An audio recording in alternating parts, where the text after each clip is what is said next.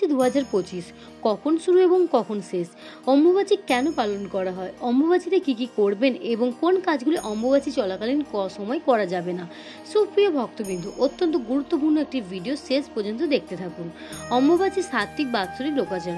সৌরপঞ্জিকা অনুযায়ী সূর্য আষাঢ় মাসে মিথুন রাশিতে প্রবেশ করলে বসুন্ধরা মাতা বা ধরিত্রীর মাতা ঋতুমতী হন বলে ধারণা করা হয়। এই সময় প্রচুর বৃষ্টিপাত হয় এবং ধরিত্রীর উর্বরতা লাভ করবেন বলে ধারণা করা হয়। এই 3 দিন কৃষিকাজ বন্ধ রাখা হয়, কিন্তু অম্বুবাচীর কোনো শাস্ত্রীয় উল্লেখ নেই।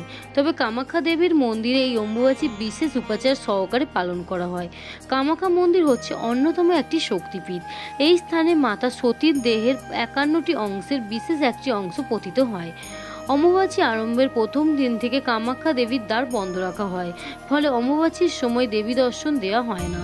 চতুর্থ দিনে দেবীর স্নান ও পূজা সম্পূর্ণ হওয়ার পর কামাখ্যা মাতার দর্শন করার অনুমতি দেওয়া হয়। ভারতের বিভিন্ন প্রান্ত থেকে লক্ষ লক্ষ ভক্ত অম্বুবাচী চলাকালীন সময় এখানে আগমন করেন। ভারতীয় সময় অনুযায়ী 2025 খ্রিস্টাব্দের 22শে জুন রবিবার দুপুর 2:58 হতে 26শে জুন বৃহস্পতিবার ভোর 3:21 পর্যন্ত অম্বুবাচী পালিত হয়।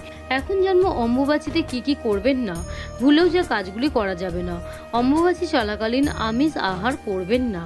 নেশাদ্রব্য যেমন চা কফি পান করবেন না। সিগারেট গ্রহণ করবেন না।